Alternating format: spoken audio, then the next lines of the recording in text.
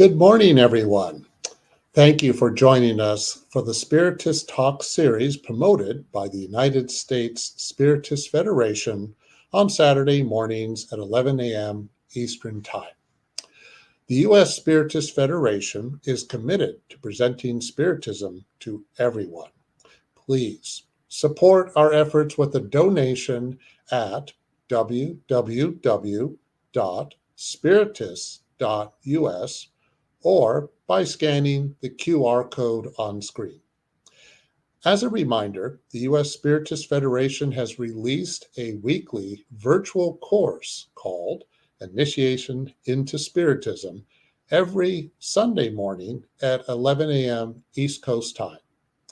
Also, our Spiritist Talk series is celebrating 2 years of continuous presentations on this Monday, April 11th.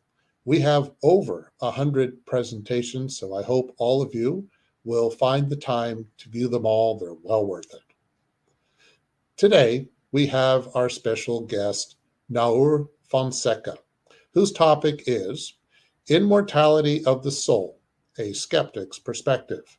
And now, let's welcome NAHUR FONSECA. Hi, how you doing, NAHUR? Thank you very much. Thank you for inviting me. And I'm very happy to be here online. We never know who is watching, so welcome everybody who woke up early today to tune in and learn a little more about Spiritism. Yes. All right. So before NAHUR shares his knowledge with us, let me introduce him more formally. NAHUR FONSECA is a collaborator within the youth spiritist movement, both in Brazil and the United States, since 2002. Also, he is the coordinator of the English study group at the Allan Kardec Spiritist Society of Massachusetts. He has been one of the coordinators of the Family Spiritist Retreat since 2003. NAHUR holds a PhD in computer science from Boston University and works in the high-tech industry. Thank you for being here, NAHUR. Remember, everyone, to please send in your questions before, because we will open for questions after his talk. And now, it is all yours. Thank you again. So as Peter said, the topic that was chosen for this morning discussion is immortality of the soul, a skeptic's perspective. So for full disclosure, I am Spiritist, so of course I am biased, but I'll try to present arguments in favor and arguments against the immortality of the soul. I believe that what Kardec has in the Gospel according to Spiritism, he said, unshakable faith is only that can face reason at any human epoch. And since he said that, he also wrote a book called What is Spiritism? I have a copy here, right here. And some of the things that we are going to be talking today are part of the book. There's a dialogue between Kardec and a skeptic. And you can imagine that in the beginning of Spiritism, Kardec would get lots of questions. So instead of answering everybody, he decided to write a book with the most common questions that he got. And one of these chapters in the book is a dialogue with a skeptic. And the other people in the book, which is interesting if you have access to it, is a dialogue with a critic and a dialogue with a priest.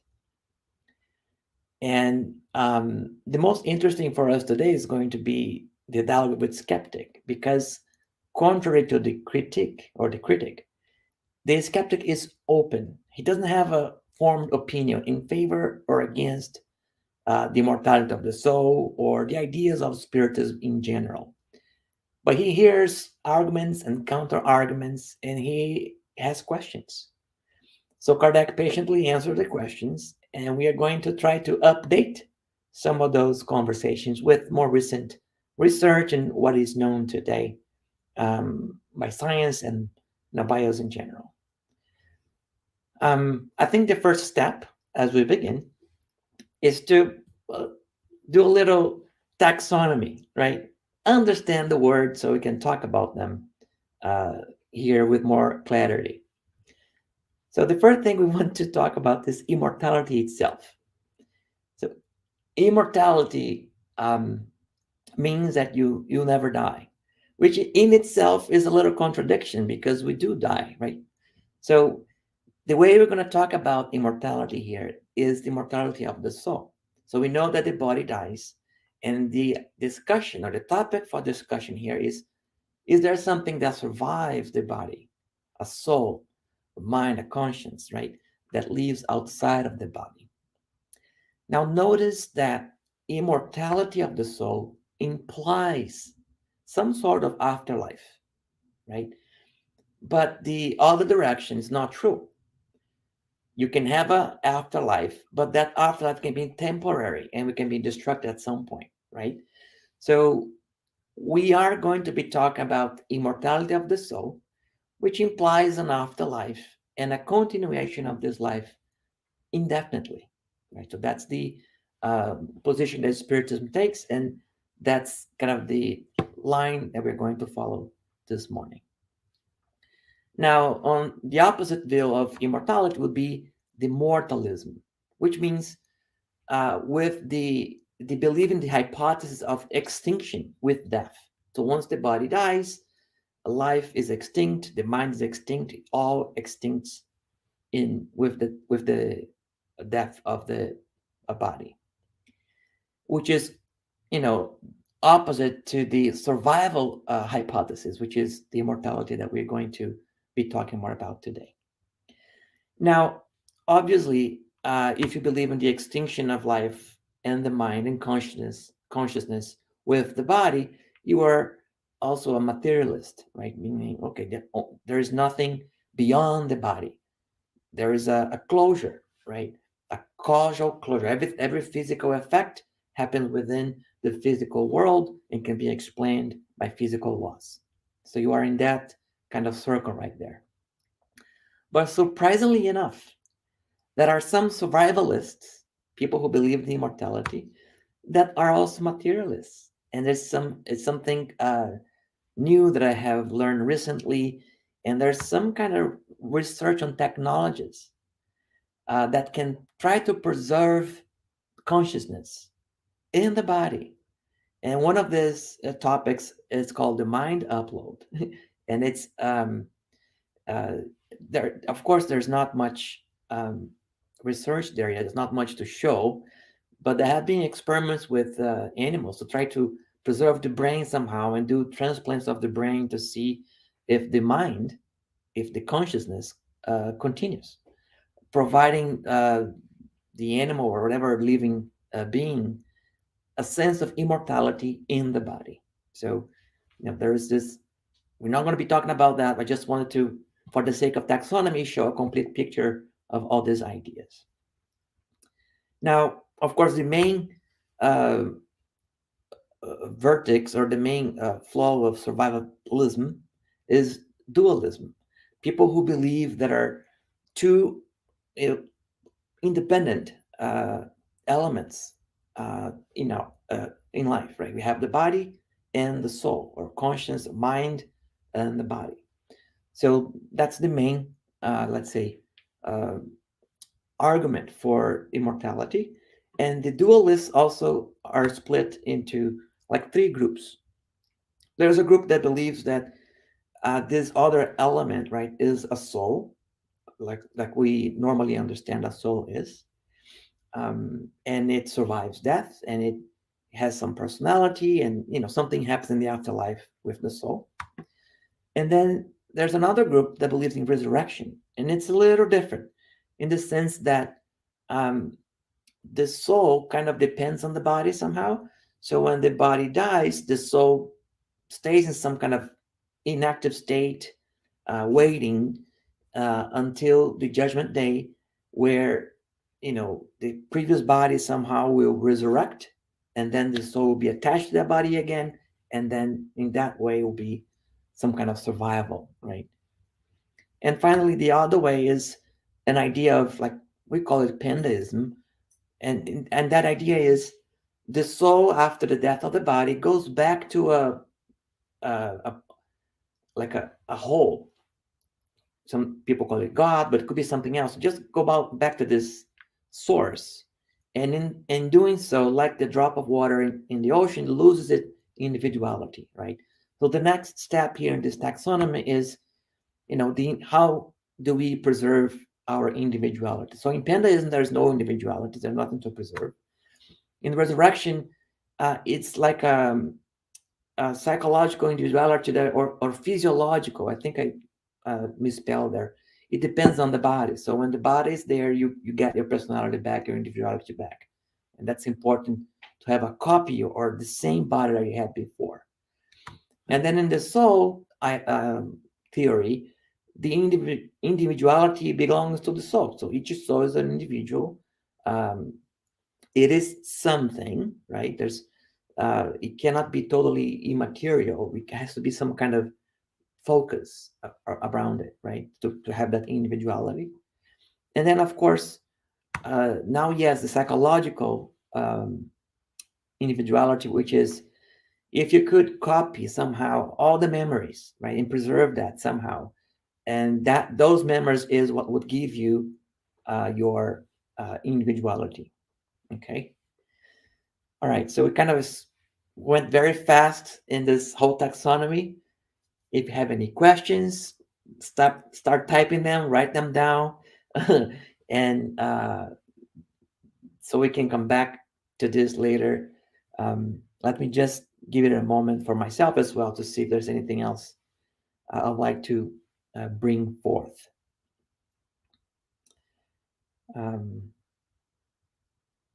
Yeah, so let's move on. And what I want to say, oops, that was too fast. We are going to be focusing more on the spiritist view of immortality that has the spirit or the soul as the source of the individuality, right? And the materialist that believes in the extinction, and there are mortalists, there's no life after the death of the body, okay? Okay. I'm seeing some questions coming in, and we'll have some time to answer them later. Okay. Very good. All right. So let's start with some pragmatic arguments for and against immortality. And by pragmatic, it means it's not necessarily a proof. It just is something that makes sense. Like, it makes sense that we survive the death of the body for some reason, but not necessarily trying to prove it in any way. And so let's see some of these arguments. The first argument appeals to God's justice and benevolence. And the argument goes more or less like this.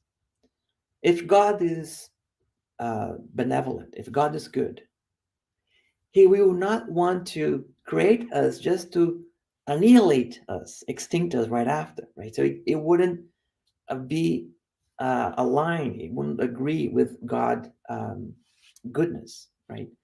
And also, in a similar way, you can argue that it wouldn't be just, it wouldn't be fair, right? So God being good and just, it would make sense that he would create souls and the souls will survive death. Of course, there are counter arguments that doubt the existence of God in the first place, right? So if there's no God, then there's no need for immortality. And one of the common arguments that we hear about is, well, there are so much evil in the world. Did God create all that also? If God is good, it doesn't make sense. So therefore, God must not exist. And, Allan Kardec has talked about some of these, let's say, challenges or arguments against God's existence extensively in the Spirit's book. But I just wanted to bring about question 737 and the other questions around it which is in the section of the law of destruction, right? And in the law of destruction, Kardec will inquire the spirits about why is it needed? Why does God allow these natural calamities to happen, right? Like hurricanes, earthquakes, all of this that cause a large amount of deaths and destruction and suffering, right? And in the spirit's answer, basically makes two points. I think one is it's necessary for the renewal of the world, so that we as a collective can make progress. We can learn. We can improve our technology, improve our civilization, and the way that we live. And in another sense, the spirits also put back the point of view beyond, extend the point of view beyond one single existence, right? If the soul is immortal, what's the meaning, or what's the importance of a single life, a few years, right? It will be so temporary, so short in comparison to the immortal soul, that if you're too attached to a single life, then this justice or benevolence gets distorted, and we need to look at the greater purpose of evolution and progress. That is all. There are all other laws of God. So that's kind of, there are more arguments, but that's just one I wanted to bring because it's common discussion that we have in our centers. Now, the second argument, pragmatic argument for immortality, or the belief in immortality, is Pascal's wagers. And this is well known, that I confess I didn't know it by this name, but it goes something like this, right? Let's say God exists, right? So what is the cost that I would pay if I did not believe in God, right? It might be a high cost because God may punish me, and then I will go to eternal hell, right? That's how the argument goes. On the other hand, so if I think I may have skipped one argument. So one line is, if God does not exist, actually God exists, but I do not believe in God, I may be punished and go to eternal suffering, right? So that's a big cost, right? On the other hand, if I believe in God, but God does not exist, then there's no cost. There's no downside to it, right? So if you're going to be wrong, basically, it's better to err on the side of believing in God and it doesn't exist, than err on the side of you don't believe in God and it exists and it will punish you for not believing in it. Okay? I hope that's clear. It's a little, there's a negative there in the middle, so it makes the argument a little confusing sometimes. Now, so the argument is, it's better to believe than not, because there's no cost in believing in a God that does not exist. However, some people, some skeptics, right, will raise the question, well, but there are so many gods. Which God should you believe? What if you believe in the wrong God and gets punished the same way? So it's really difficult. You need to believe in all gods. You need to attend every possible religion, right? So there is some fallacies, some holes in Pascal's wagers argument. Okay. And I'm getting a question. I think I have to answer some of this as we go, because we may not have time in the end. So a question that I got right now is, does Spiritism believe that if you do not believe in God, that you'll be punished, you'll suffer, right? And I think the short answer is no, right? The view of God from Spiritism is that God is good and just, but there may be consequences, right? if somehow you do not believe in God and also try to convince others that God does not exist, and in that way cause more suffering, you have that consequence. You have to kind of repair that. But there are no eternal punishments, and all have an opportunity to um, uh, repay or repent and repair any kind of um, bad consequences from their actions, right? So God is also infinitely merciful, right? I hope that's a good question. I hope that kind of answered that. Well, let's keep going, right?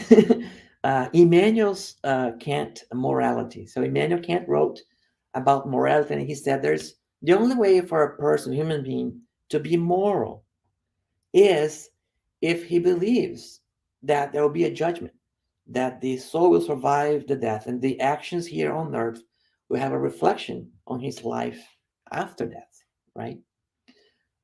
So therefore, even though the belief in God or the afterlife may be irrational, it is pragmatic. It is useful because it provides us this motivation to be a moral person. And of course, the mortalist's view of morality does not depend on the belief in God. Someone can be moral, someone can be good, someone can practice charity for charity's sake because they feel good or because they want to leave a legacy for those that come after him. So it's being moral is not tied to a belief in God, according to the mortalists, right? So um, I think uh, you know this argument can go both ways, and we know of people who claim they are atheists and still um, practice good, and they are honorable members of society, and um, so there's nothing I think uh, that impedes that, right? That kind of being a sense of morality is in the kind of in the soul. So if it doesn't believe in God or the soul itself, but still practice good, I think it's still possible. All right. Now the next is also interesting. Miguel de Unamuno uh, argues that we need to have an afterlife to give life some meaning. Like life would be pointless if we live for some years, like 100 years, and then we disappear. What's the purpose of life? It's just a waste, right? That's kind of the argument. So we need, it's practical, it's pragmatic, right? That life should continue after the death of the body. But others, like Heidegger and Williams, they argue that, well, they use the same fact that life is short to give it more meaning, saying you need to enjoy or you need to use life wisely because it's a short period of time. It's going to expire, right? It's gonna not gonna last forever. So you need to do the best you can with the time you have, right? So I think it's a great argument too. And Williams, he has a different argument saying that, well, immortality would be so boring because they have all this time and what are you going to do, right? So God wouldn't allow something like this. So it kind of has a kick there, and I wanted to just compare that to the question 558 of the Spirit's book. um, Actually, I should read this one, but maybe I'll just recite it from memory what I remember. And the question is, Kardec asked the spirits, what is the mission? What is the occupation of the spirits in the afterlife? Right? They're just playing harps, right? They're just doing nothing, like Williams suppose. And the spirits' answer is that spirits, they are kind of the agents of God, so they are actively involved with the progress of humanity and many other tasks. You can see that the universe is very active, and the spirits being like a force of nature, they are involved in all this activity, right? So Kardec describes some of these occupations, some of the things that spirits do in the spiritual world. So it's interesting reading if you're interested. Like, I think question 558 and the following will all talk about that topic. Finally, the fear of death is a good argument for immortality, because it would give people some hope, right? You don't need to be fearful, because there is going to be life after the death of the body. This is just a transition. So makes sense, right? Otherwise the fear of death would be too great to overcome, right? That's kind of the argument. Now, there's a Greek philosopher named Epicurus, right? He said, no, that's not needed. You don't need immortality to eliminate or reduce the fear of death. So the same way we do not fear whatever came before we were born, that we didn't exist, there's no reason to fear whatever comes after, because we won't feel a thing, right? We're going to be dead. So that's the argument that Epicurus have against immortality from a pragmatic perspective, right? So all of these arguments, what they have in common is the fact that a belief is beneficial does not make it true, right? So yes, it all makes sense. It doesn't violate logic. It's kind of okay, but it's not necessarily true. So what kind of experimental evidence, right, do we have in favor or against immortality?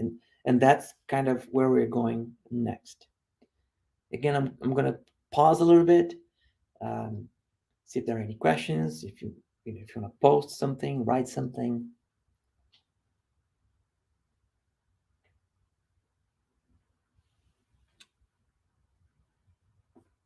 Yes, I see Yasko saying there are many humanitarians that do not believe in God. Yes.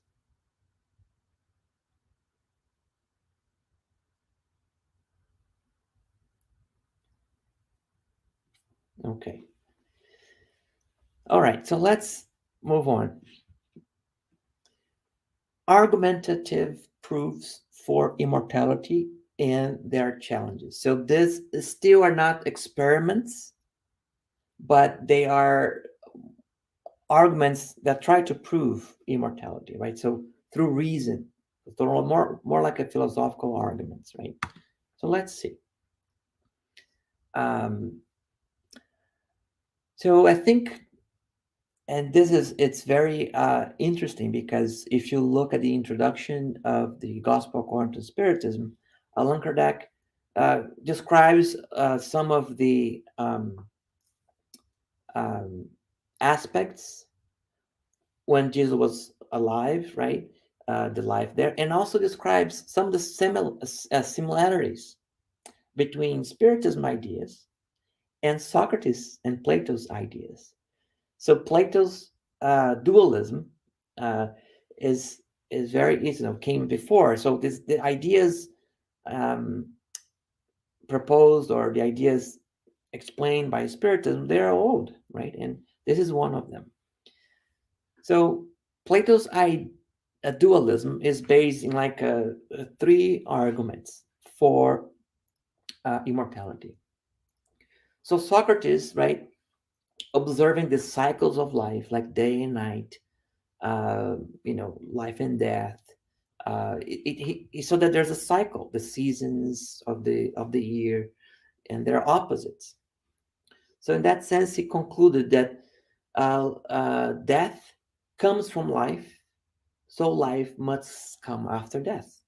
So there's an idea of a reincarnation right there, and that the body and the soul are these two opposites, and therefore it's a logical argument that by observing nature, that this must be true, like dark and light and things like this, right?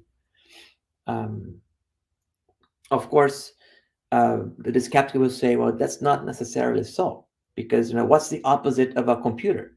Not everything needs to have an opposite, and not everything that comes from the opposite must go back to it, right? So there's no law right? Is implied there, right? It is an observation, in fact, that day and night and things like that, but it doesn't imply that the reincarnation or body and soul needs to exist as a dual, separate things, right? And then there's the theory of forms, and that's interesting because it is something like this: if I can imagine forms, ideas, thoughts, if I can imagine color, if I can imagine equality, justice, if I have these forms that I can think of, and they are pure, you can see that they are distinct from the body, which is physical. They are, they decay, right?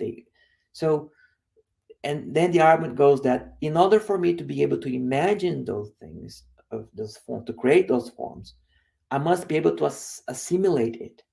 So only a soul, only a spirit that is also pure in form and independent of this decaying body would be able to have this kind of ideas and images and thoughts, and therefore the body and the soul must be different, right? Um, and of course, the people that oppose this idea, the skeptics, may say something like, um, uh, oops, I need to, oh, I had it and it disappeared.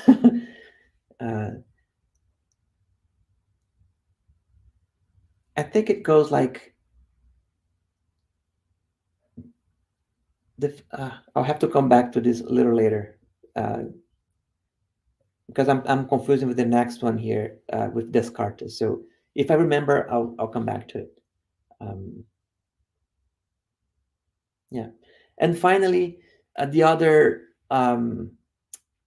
idea that Plato and Socrates proposed for dualism, right? If anybody remembers the theory of forms, you can put in the chat, and I'll see.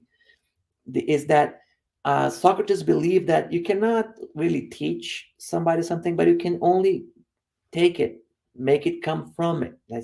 He had the technique of questioning so that the knowledge would come to the surface. The knowledge was already there. Like, I think it was called hermeneutic, right? I don't know in English how you translate that. Meiotic. And ideas like justice are innate to the soul. And as you ask questions, they come to that conclusion of what justice is, right? So these innate ideas was proof for Socrates and Plato that the soul had lived before. It already existed before, and therefore was independent of the body. So again, this dualism of body and soul, right? Now, Kardec also talks about innate ideas in the Spirit's book, questions 221 and following, and it's exactly that, right? So, whence come those abilities or ideas that the child demonstrates from an early age, and the spirits respond? Well, because they have lived before, they remember. And it's interesting that some children can remember if they were very proficient piano players, or you can see this all the time, and it's really hard to explain without this idea of a soul that lived before. But in the following questions, Kardec asks, and is it possible that someone that is very proficient in one area, like mathematics, in a following life, they may not remember that may be kind of blocked for the new incarnated soul? And the spirits say yes as well, especially if they have somehow misused that ability. They may have a reprieve in that life and not remember it, and sometimes it's like a punishment, but sometimes just like to give the freedom for the spirit to develop in another area, right? So there's very interesting questions that Kardec asked the spirits, and the reason I'm bringing these questions is that I don't want to leave it to the end because it may kind of miss the connections here and there, but it's to see how, even though some of these arguments and counter-arguments, they make sense, Spiritism does not contradict in any way. It's not contradicted in any way by this point. So I want to throw it out there so you kind of build that kind of idea or confidence.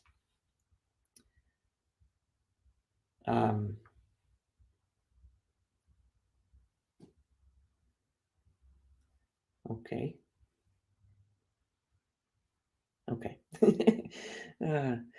Now,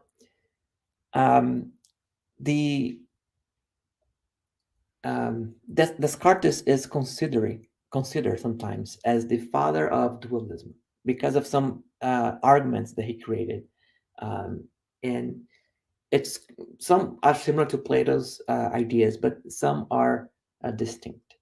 And he has a similar argument of imagination, right? And he says, if I can imagine the mind, the soul, independent of the body, if I can imagine I can live like that, right? Then possibly they are distinct, because it's like when you think about if the body is like just a machine, right? Then the machine would not be able to think about itself, right? So this idea of separation, if you can imagine that the separation exists, therefore it must exist. So that's the argument, and you can see already the skeptic saying, who said that I can imagine things that are not possible to create? Like I could imagine something that is totally outside of the realm of possibility, right? And so it doesn't, just because I imagine something doesn't mean that thing exists, right? And then comes this kind of principle of identity, right? So if mind and body, soul and body, if they were one thing, if they were, the same thing, then there would be some kind of identity, point by point by point. Okay? They will have the same properties, right? They have to have the same properties. And so let's see if that identity holds between body and soul. So Descartes goes and provides like 3 arguments, and one of them is called indivisibility, right? So imagine you lose part of your body, like a limb or something like this, right? Now that would not change your mind. Therefore, if I can divide the body, but the soul clearly is indivisible, then they must be 2 different things. All right. So that's kind of one argument. Now, tangibility, that's, another thing. So I can measure the body. I can see how tall it is, how much it weighed, right? I can, see the color. There are many tests that I can measure. It's tangible, right? But you cannot weigh a soul. Now, how much does a soul weigh? What's the color of a soul? The soul is, in this argument, is immaterial and independent. It's hard to, so those properties of the body do not translate to the same properties of the soul. Therefore, they must be different. They must be distinct. Okay. And finally, that famous phrase by Descartes, right? Cogito ergo sum, meaning I think, therefore I am. And it's interesting how he makes the argument. Like, imagine that all of our we are under the spell of some evil entity, and all of our sensations of the body are just, everything is fake. We really don't it's not true, whatever it is, right? But whatever I think about myself, about the body, about those sensations, that is true. So I think, therefore I am. So even if the body was all an illusion, if all the body sensations were an illusion, right, I'd still be able to think about myself, therefore I am independent of the body. I think that's the strongest argument from Descartes, right? He's most famously known by that. Now, this argument of identity has been kind of developed on more recently. And the other two attributes they say is like privacy. Like, I can see your body, you can see my face, but you cannot see what I'm thinking. So that's another property, that the mind is private, but the body is not. Therefore, they cannot be the same thing. So it always goes back to that. If they have one property that is different, they must be different things. And intention. So when you think about something, it is about something. When you have an idea, it's because you have a motivation. You want to do something, right? But the body has no intention. The body just is, right? So that's another property where they diverge, okay? All right. Now let's see some of the challenges of those ideas, right? And one of the challenges, it's known as the masked man fallacy. And it's trying to see that not everything that is the same needs to have the same predicates or true or false statements, right? So, and here's the example, right? Suppose someone, a masked man, robs a bank, and there's a witness, and the witness notices and sees everything. Now, you can ask the witness, did the masked man rob the bank? And she'll say, yes, because she saw it. Now, if you ask that same witness, did your father rob the bank? She may say no, because the man is masked, so she doesn't know the identity of the masked man. However, you know that that masked man could be her or his father. So in that sense, if the masked man is her father, she would still not know, so she would answer, yes, the masked man robbed the bank, and no, it's not my father. But now you have two predicates, two true or false statements that are different, even though in reality it is the same person. So that's the masked man fallacy. So if you go back to Descartes and more modern arguments, all of those differences does not mean that they are different identities, different things, independent things, but maybe just that we don't know everything there is to know about their relationships, right? So that's one of the arguments that skeptics will bring to those the identity kind of argument. And the other difficulty of dualism is if the soul, right, if the body is material, great. If the soul is not material, how is it possible that the soul can interact with the material world? How can something immaterial interact with something that is material? So that's the argument. And I'll join that with the next one because it's similar. Again, if the soul is immaterial, how can it sense? How can it have interactions with the world, not just the body, but with the world in general? It would be a very isolated life if the soul, the material soul, could not interact with other souls or anything else, right? So, you probably, if you're a spiritist, you're already saying, well, what about the perispirit? Exactly, right? So Allan Kardec has a whole question dedicated to this. It's an essay, the theoretical essay on sensations in spirits. And it's a long section, so I'm not going to read everything, but I wanted to at least begin, right? So that we can see this correlations, right? Or this how the spirit interacts with the body and maybe with other souls as well, right? So the body is the instrument of pain. If not its primary cause, at least its immediate cause. The soul has the perception of such pain, and this perception is the effect. So here's talking about the interaction between body and soul, like the sensations come from the body, goes to the soul. The memory that it preserves of pain can be very acute, but this does not imply any physical sensation,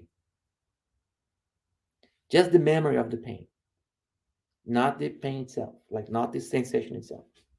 Actually, cold and heat cannot disorganize the soul's tissues, as so can neither freeze nor burn. Every day, we not see the memory of or the concern about a physical ill producing its effects, even to the extent of causing death. Right here, I just remember an example um, of a man was put in a guillotine, right? But they never released the blade. They just threw water, uh, behind his back, his neck, and that was enough to cause his death, right? Because of the sensation, the fear, all of it. Um, so some people just for the memory of some kind of pain or disease, they will feel that affliction again, right? So in a sense, there's nothing physical about it, but for the spirit, the sensation is very acute still. Okay. Now we all know that individuals who have undergone an amputation feel pain in the limb that no longer exists. The limb is obviously neither the site nor the starting point of the pain. The brain itself has simply retained the impression. Likewise, we can assure there is something similar in the sufferings of spirits after death. And in that study of the perispirit, which plays such an important role in all spirit phenomena, such as vaporous or tangible apparitions, in the state of the spirit at the moment of death, in the so frequent notion that it's still alive, in the frightening situation of suicides, in those who have undergone capital punishment, in those who have overindulged in material pleasures, and so many other facts have shed light on this question, providing the explanation that we are presenting here in summary. So here Kardec is talking about all the interviews he did with spirits that reported sensations, memories of tragic events like suicides or tragic deaths or capital punishments, right? Or even like heat and cold that he said before. So spirits reporting those sensations, even though they don't have a physical body anymore. So it's all kind of preserved somehow, or in the perispirit, in the memories that the spirit kept. Okay, so yes, again, there are some arguments that I mentioned before that are incomplete in the sense that you know a deeper study of the perispirit would have make it more clear. Okay. All right.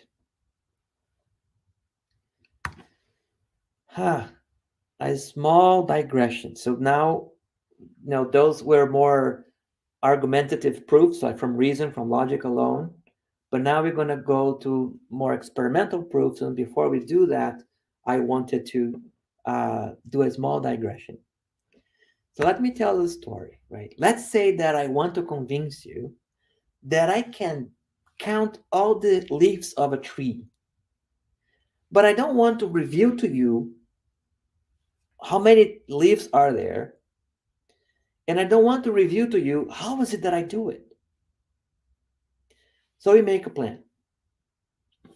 And I tell you, here, I want you to, I'm going to turn around and I want you to go there. I'll give you a few, some time to remove some of the leaves in that tree.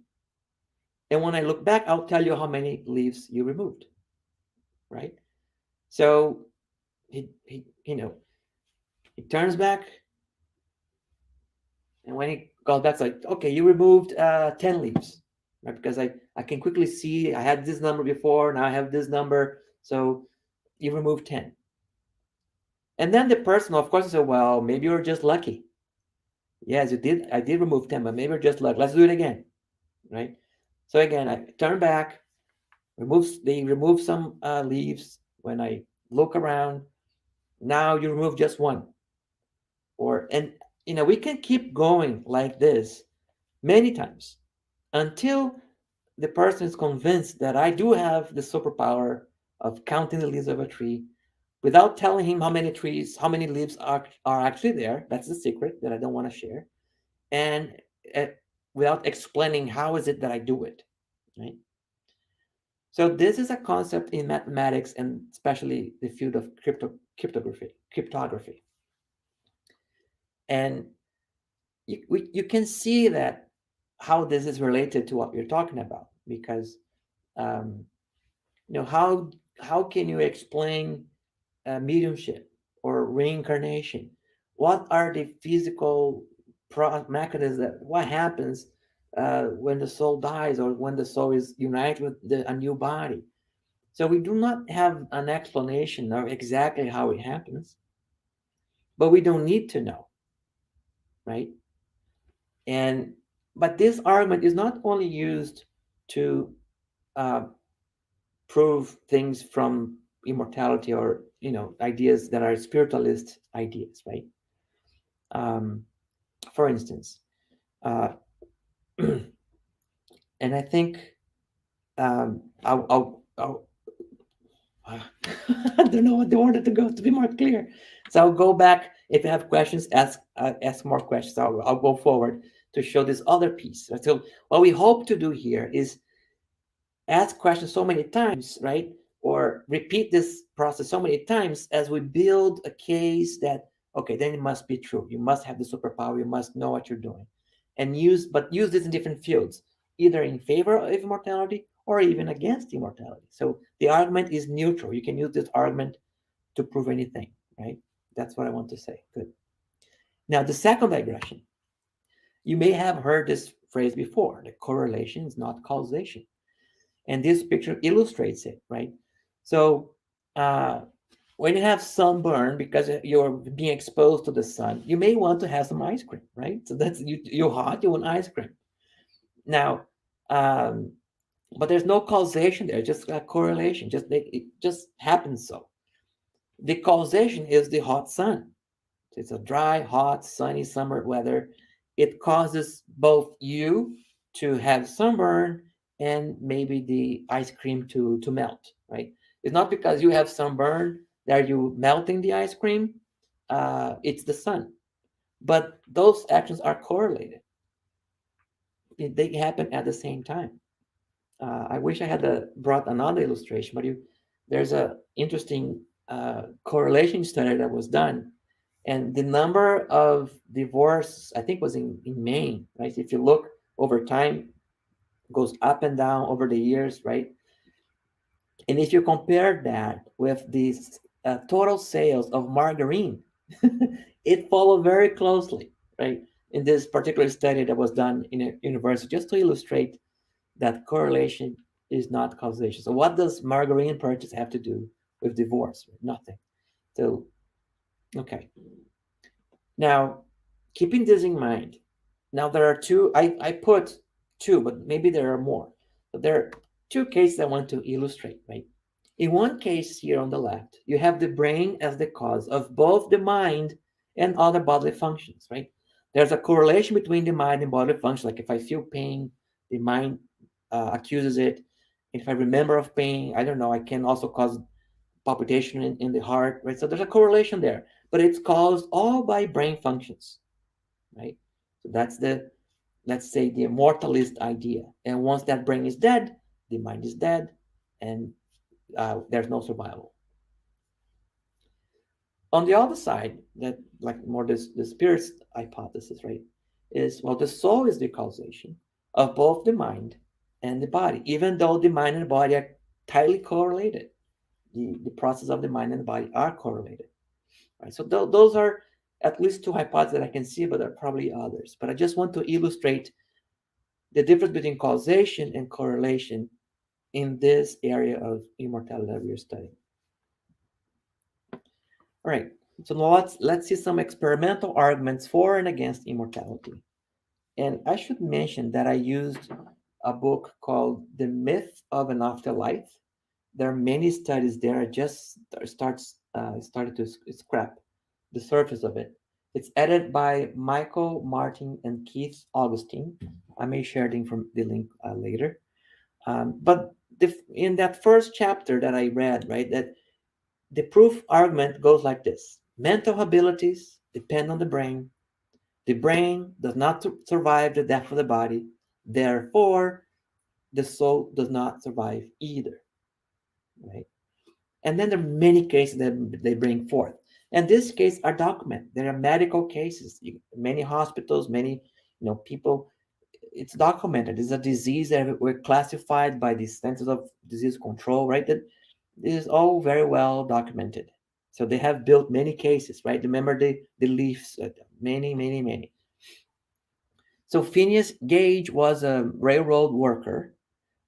He had an accident. He lost part of his brain. Before the accident, he was a very kind person. And after the accident, he became very violent and unpredictable. Therefore, if the mind was independent of the body, this should not have happened, right? That's the argument. If so, there is a tight correlation between the brain functions and the mental abilities, right? The second case here, Anton-Babinski syndrome and blind sight. These are um, um, two different syndromes. The first one, Anton-Babinski, there's no sight, that the person doesn't see anything, right? There's some blockage on the brain, in the paths, and he actually cannot see anything, but he swears to God that I can see. I'm seeing this, I'm seeing that, and it's fake. It doesn't exist. Whatever he's describing is not there, right? But it's a well-documented syndrome. And blind sight is the kind of opposite or complementary syndrome, which is they can see that the brain is receiving images from the eye. So the eye is seeing everything. You can measure the brain function, but they cannot see anything. There's a failure in one of the optical kind of connections there in the neuron, and so they don't see it, even though the images are there. The optical nerves are being stimulated. It doesn't see, right? The Capgras syndrome is that someone thinks that a loved one is an imposter. Like, this is not my mother. This is not my husband. It's somebody else, right? So there is and they can pinpoint with millimeters where in the brain is a damage that will cause that kind of misfunction or right problem. The Hale Berry is an interesting case where they were treating patients with epilepsy, and they found a place, one of the neurons, that every time they saw an image of Hale Berry or Bill Clinton, there are other images as well they were able to prove, that neuron would activate. Specific neuron was responsible for identifying Hale Berry, right? Not a generic function, but that person specifically. And when stimulated by many other images, that neuron would not fire. It was just the images from Hale Berry, right? And then there are other studies. So this was just trying to map functions to neurons, right? There's many research like that. And the other kind, it is how chemicals change the behavior also. Chemicals in the brain change the behavior of the person. So a tumor that was growing in one of these patients would cause the person to have pedophile behaviors. When they removed the tumor, those behaviors disappeared. A few years later, the tumor came back, and again, the behaviors came back with it. Okay. There's a Parkinson's drug that is used. When it's used, it kind of induces compulsive behavior, like I don't know, using drugs or gambling, right? Something compulsive, some kind of addiction, right? Alzheimer. The argument in Alzheimer's is you can see that the person is losing his memory, the personality, right? So at the end of that person's life, what is left for the soul to remember? What's the what has survived? So that's the argument, right? Because you can see that this disease is erasing somehow the memories of the person. So it's changing the soul in a way, right? That's how the argument goes. And another interesting one is they can see how the brain of the child changes, right, as they are growing. and which makes it very easy in the beginning to learn new languages, because the brain, the neurons are so plastic. It's appropriate for the children to learn at that moment, because the brain is changing and growing. So again, trying to show the correlation between the brain process of growth and development with a mind process of learning a new language, right? All right. So there are many cases, well documented, right, that shows the correlation of the mind and the brain. The mind is a product. They say causation, right? It's a product of the brain. And then he goes, we are discovering all these relations, right? And so it's likely that we will eventually have no need of the soul as an explanation, because we're going to have mapped everything, and everything is going to be explained. Just like in the 1300s, people used to assign the cause of the bubonic plague to some kind of demonic influence, right? And in fact, after they studied it, they found that it's just a bacteria that causes the bubonic plague. So science has cured us of this mistake, erroneous understanding, and it will continue to do so in these other areas of metaphysics or spiritualism, right? So that's the argument. Now, I just wanted to show again another question of the Spirit's book that shows that relationship between the body and the soul, right? And the question is, what is the situation of the spirit in the state of insanity? Right? The brain somehow is defective, right? When freed from the body, the spirit receives impressions directly and directly exerts its action upon matter. Once incarnated, however, it finds itself in completely different conditions and in need of acting with the help of special organs. If one part or a group of these organs is altered, the spirit's actions are interrupted. Defective eyes cause blindness, defective ears cause deafness, etc. Now imagine that the organ presiding over the manifestation of intelligence and will is partially or entirely damaged or modified, and you easily understand that the use of such an incomplete or distorted organ will result in an affliction that the spirit is fully aware of, but whose course it is powerless to deter.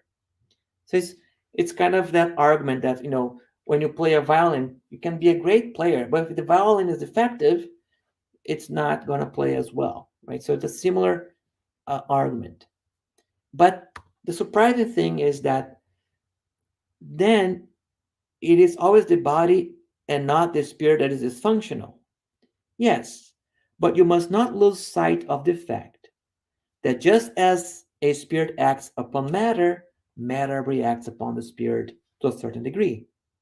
Hence, a spirit may find itself momentarily controlled by the alteration of its organs, through which it manifests and receives various impressions. It may happen that with time, and after the insanity has lasted quite a while, the repetition of the same acts end up exerting on the spirit an influence from which it will not be freed until its complete separation from every material effect. So this is saying that the state of insanity of the spirit may continue after death because of that repeated interaction, body and soul, and that will take some time.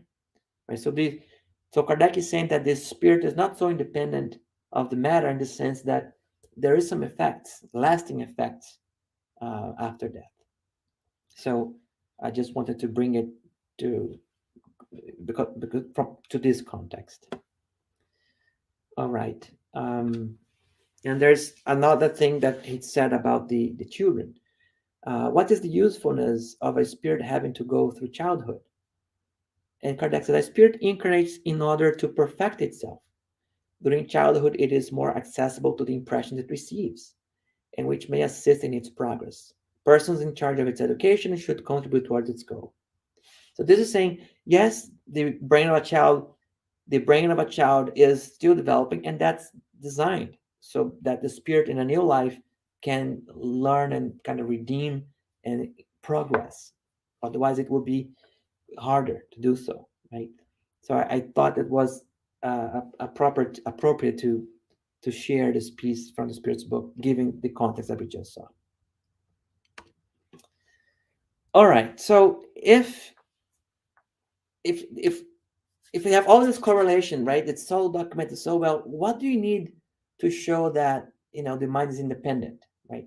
So you have to show some manifestation of the mind outside of the body. If one can demonstrate that the mind can function outside the brain, outside the body, then it must be independent, right? And there are many phenomena, right, that can or suggest, right, this independence. Reincarnation, for instance, right? How come a second person, right, another body, claimed to be a previous person, right? Well, there must be some continuity, right? So I think reincarnation go hand in hand with the dualism hypothesis, because there's something independent of the body because I have two bodies and the same mind or the same spirit, right? What are the experiments, what are the evidence that people run or do to prove reincarnation? There's a regression of memory or hypnosis, right? And there are also children who remember memories from previous lives, right? And I'm a little worried, Peter, because I think I'm running out of time. But can you just tell me how much time we still have here? I'm sorry.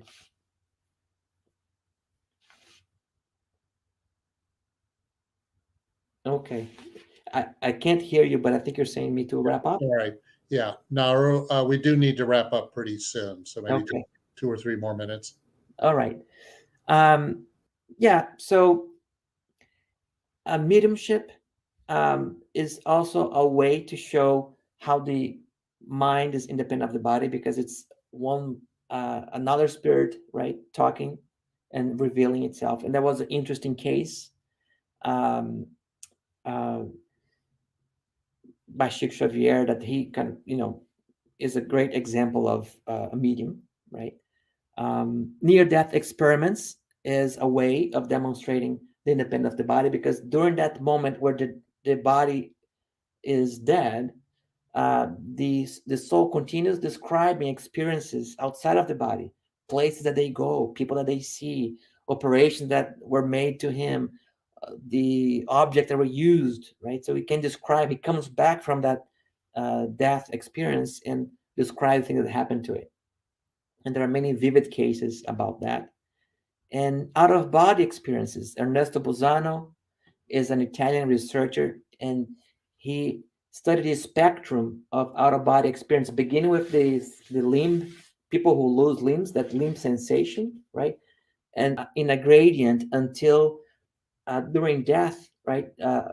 Sensitives, and sometimes not even sensitives, just people with normal sight can see a ethereal body kind of freeing up from the physical body. So they say they see the two bodies, right? But again, the dualist hypothesis, right? It's the out-of-body experience. They see that as the person is dying, right? Those are kind of visual effects. And sometimes an interesting case here, the person was sleeping, he saw himself outside of the body, and a fire started in his bedroom. So his double, or his spirit, went to his mother's bedroom, woke her up so she could come and rescue him. The physical. So these are one of the cases described by Ernesto Bozano, right? So in conclusion, in that dialogue between the skeptic and Kardec, he says that Spiritism is a matter of personal belief that cannot depend on the vote of an assembly. What does that mean? If we were waiting for science to one day decide in a vote, yes, Spiritism is true, that may not convince people. That may not be enough to convince people still, even if an assembly of scientists said, yeah, this is all true, because it is an intimate decision, a personal decision, right? And there are also Bezerra de Menezes kind of rebuttal. There was a rebuttal. There was a skeptic challenging him in one of the centers, right?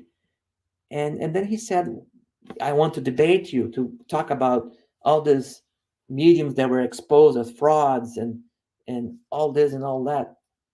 And instead of you know accepting the rebuttal right away, he said, well, we will go when the materialist can bring someone, a mother, for instance, that was desperate because of the loss of her son, and was consoled, comforted by materialism.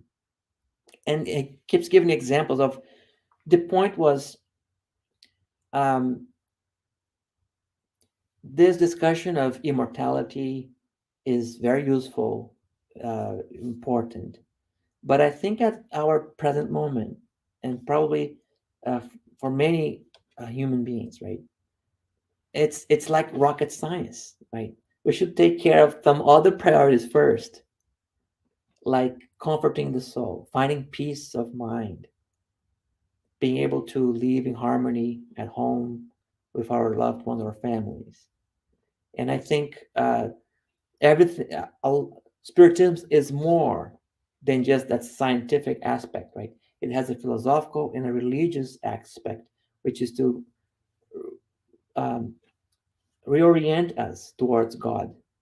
And if some people are more scientific and that's the path they use to come to God, or more philosophical and those arguments are what they use to get to God, right? But some people simply are comforted by all the suffering. They find some comfort in spiritism for its logic, its consistency, and it doesn't in any way contradicts the science, but it goes beyond, because it's a different domains, right? We cannot put a spirit in a petri dish to run an experiment. They have their will, and so the experiments must be different. The designers must be different. We cannot fit squarely, at least not yet, into the confines of the strict material science, right? And that's kind of what Chico Xavier says in this Pinga Fogo interview. He said there is this electronic voice phenomena that happens, and maybe one day humanity will have reached some evolution step or level that this will be allowed, and we'll be able to converse with the spirits very naturally, right? But so far, I think there are other priorities that we need to work on. So, Peter, I'd like to stop here for now, and what is it that you want to do now? Okay. Thank you, NAHUR. This is a very important topic. So let's see if we got a question. Yes, this is from Paul Jacoby. Hi, Paul. How are you doing? With regard to the soul's interaction with the physical world, isn't this interaction the primary means by which the soul evolves? I see. That's a very good question, and there's a question in the Spirit's book called, what's the purpose, right, of reincarnation? And I think Paul is already given the hint there. It is for the progress and evolution of the spirit, in one sense, and also the progress and evolution of the planet itself by fulfilling on God's will or laws for progress of the planet. So yes, the spirit needs this contact with the matter to progress. Okay, let's see if we have another question. This is from Luis Alberto Vilasa. Sorry if I mispronounced. Suppose a skeptic asks me, what tangible evidence do you have of the continuity of the soul? What would be your suggestion of a direct answer? I see. Well, I should share some of the reference that I read, but it usually goes like this. So, William James was a respected psychologist here in Boston, actually, Massachusetts, and he studied a medium, Leonora Piper, very extensively, and concluded that she actually could communicate with the deceased. So he made this argument that in order to prove that not all crows are black, I don't need to enlist every crow that have ever existed. I just need to find one white crow. In his case, he said, Leonora Piper is my white crow. So um, I think by studying um, the literature of the Spiritist literature, you see um, many cases like this, like mediums that are authentic. So mediumship is one way to go. There are cases of reincarnation. So um, there's a book called Return from Heaven, I think. There is a book called Proof of Heaven Proof by of Heaven. Eben Alexander, Yeah, the neurosurgeon. yeah, and that the cases are so uh, evident, right? It's so kind of there's so many details, right? That is the simple explanation would be like reincarnation, and that implies the continuity of the soul, right? Mhm. So it's really a matter of getting closer and curious and studying Spiritism and also these other more recent publications. Mhm. Okay, let's see if we have another question. This is from Yasko Arakawa. Hi, Noah. Great arguments. In our present stage on Earth, most of us carry the good and the bad traits. Thus, the brain's uh, lesions would cause an imbalance in the functions of the various areas before in harmonious balance, resulting in change in quality of behavior. I wonder if the physical damage happens to a more morally evolved person's, the personality would not be affected. Hmm. I see. Hmm. Well, that's a good question.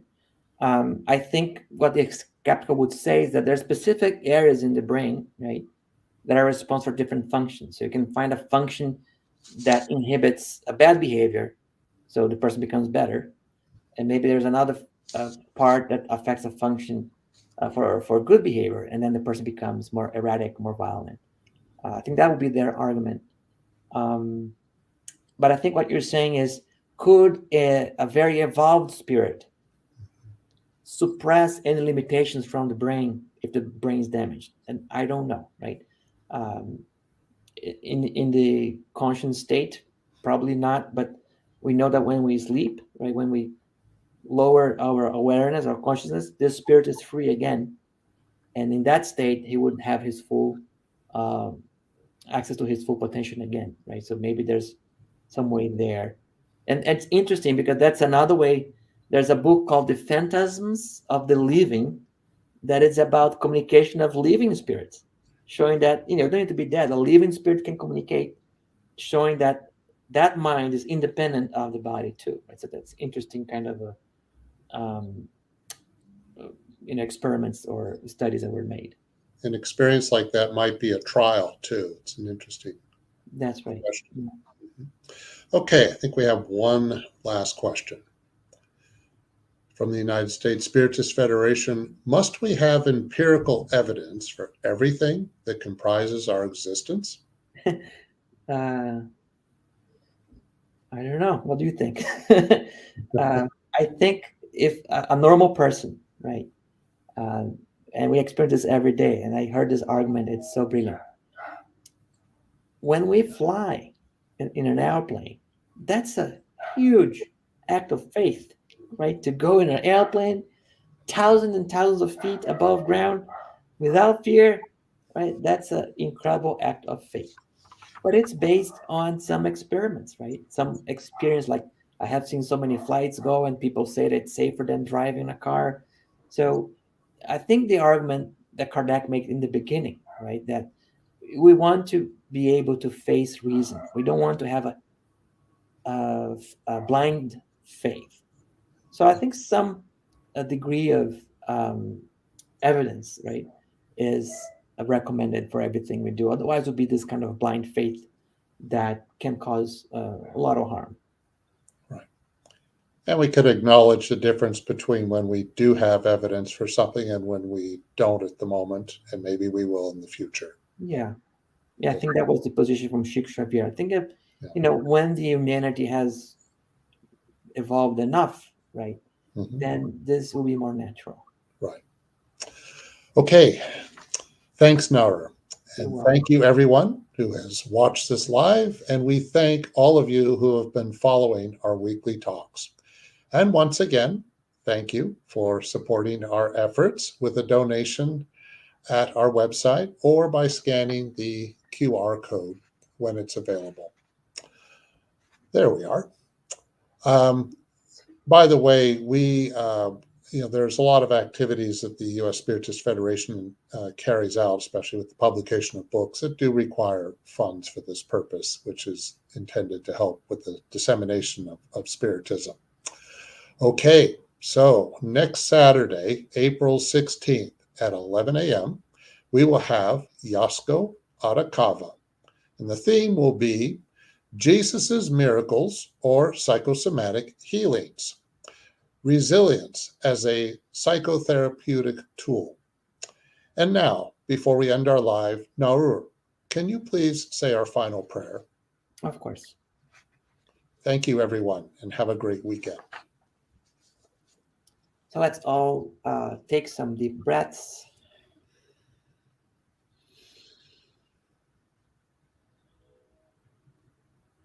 Be present here in this moment. Raise our thoughts to our Creator and invite the presence of the good spirits, our guardian angels, the spirits responsible for the progress of the planet. Now let's pray that we may find in our lives the opportunity to experience this faith, this sense of immortality,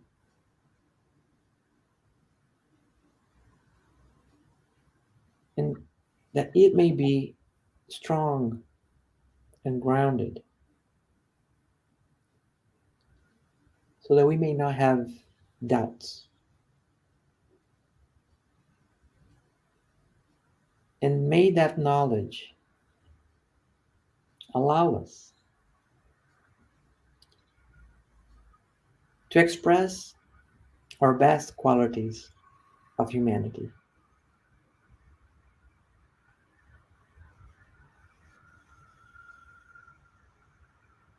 Of brotherhood,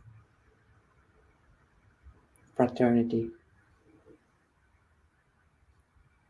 qualities that come from an understanding that we are spiritual beings, temporarily in this vase of the physical body.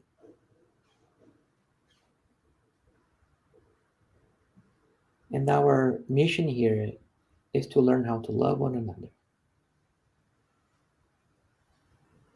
So we like to extend this prayer to all the peoples who are suffering, and also all the peoples who are causing suffering. Because those are sowing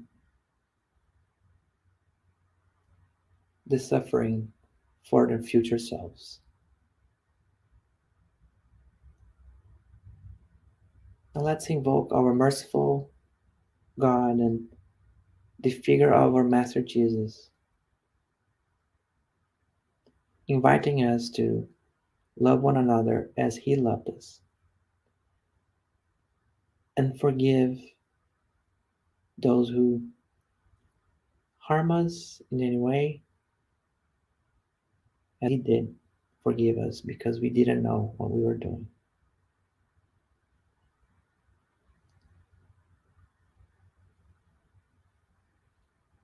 We are very grateful for the opportunity, and we ask that Jesus may bless our days, our weekends, and that we may meet once more in the future with this enlightening work of bringing Spiritism ideas to the world. And so be it.